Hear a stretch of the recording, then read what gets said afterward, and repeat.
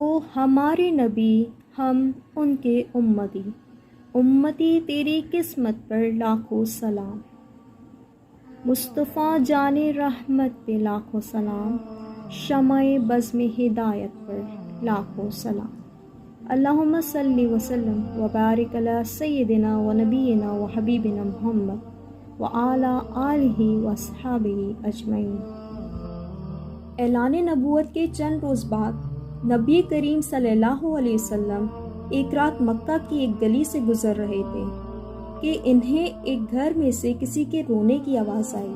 آواز میں اتنا درد تھا کہ آپ صلی اللہ علیہ وسلم بے اختیار اس گھر میں داخل ہو گئے۔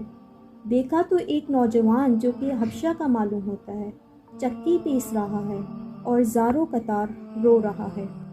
آپ صلی اللہ علیہ وسلم نے اس سے رونے کی وجہ پوچھی تو اس نے بتایا کہ میں ایک غلام ہوں، سارا دن اپنے مالک کی بکریاں چراتا ہوں، شام کو تھک کر جب گھر آتا ہوں تو میرا مالک مجھے گندم کی ایک بوری پیسنے کے لیے دے دیتا ہے، جس کو پیسنے میں ساری رات لگ جاتی ہے۔ میں اپنی قسمت پر رو رہا ہوں کہ میری بھی کیا قسمت ہے، میں بھی تو ایک گوشت پوست کا انسان ہوں، میرا جسم بھی آرام مانگتا ہے، مجھے بھی نیند ستاتی ہے، لیکن میرے مالک کو مجھ پر ذرا بھی ترس نہیں آتا۔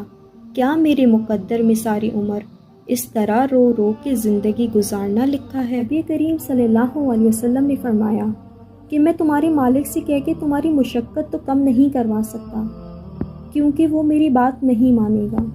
ہاں، میں تمہاری تھوڑی مدد ضرور کر سکتا ہوں کہ تم سو جاؤ اور میں تمہاری جگہ پر چکی پیستا رہوں۔ وہ غلام بہت خوش ہوا اور شکریہ ادا کر کے سو گیا۔ آپ صلی اللہ علیہ وسلم اس کی جگہ چکی پیستے رہے۔ جب گندم ختم ہو گئی تو آپ اسے جگائے بغیر واپس تشریف لے آئے۔ دوسرے دن پھر آپ وہاں تشریف لے گئے اور اس غلام کو سلا کر اس کی جگہ چکی پیستے رہے۔ تیسرے دن پھر یہی ماجرا ہوا کہ آپ اس غلام کی جگہ ساری رات چکی پیستے اور صبح کو خاموشی سے اپنے گھر تشریف لے آتے۔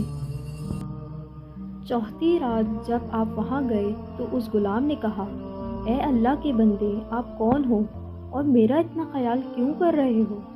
ہم غلاموں سے نہ کسی کو کوئی ڈر ہوتا ہے اور نہ کوئی فائدہ، تو پھر آپ یہ سب کچھ کس لیے کر رہے ہو؟ آپ صلی اللہ علیہ وسلم نے فرمایا کہ میں یہ سب انسانی ہمدردی کے تحت کر رہا ہوں، اس کے علاوہ مجھے تم سے کوئی غرض نہیں۔ اس غلام نے کہا کہ آپ کون ہو؟ نبی کریم صلی اللہ علیہ وسلم نے فرمایا، کیا تمہیں علم ہے کہ مکہ میں ایک شخص نے نبوت کا دعویٰ کیا ہے؟ اس غلام نے کہا، ہاں، میں نے سنا ہے کہ ایک شخص جس کا نام محمد ہے اپنے آپ کو اللہ کا نبی کہتا ہے۔ صلی اللہ علیہ وسلم نے فرمایا کہ میں وہی محمد ہوں۔ یہ سن کر اس غلام نے کہا کہ اگر آپ ہی وہ نبی ہیں تو مجھے اپنا کلمہ پڑھائیے، کیونکہ اتنا شفیق اور مہربان کوئی نبی ہی ہو سکتا ہے جو غلاموں کا بھی اس قدر خیال رکھے۔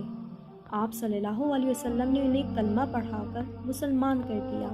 پھر دنیا نے دیکھا کہ اس غلام نے تکلیفیں اور مشقتیں برداشت کی، لیکن دامن مصطفیٰ نہ چھوڑا۔ انہیں جان دینا تو گوارا تھا، لیکن اتنے شفیق اور مہربان نبی کا ساتھ چھوڑنا گوارا نہ تھا۔ آج دنیا انہیں بلال حبشی رضی اللہ تعالیٰ عنہ کے نام سے جانتی ہے۔ نبی کریم صلی اللہ علیہ وسلم کی ہمدردی اور محبت نے انہیں آپ صلی اللہ علیہ وسلم کا بے لوث غلام بنا کر رہتی دنیا تک مثال بنا دیا۔ سبحان اللہ، جزاک اللہ خیر۔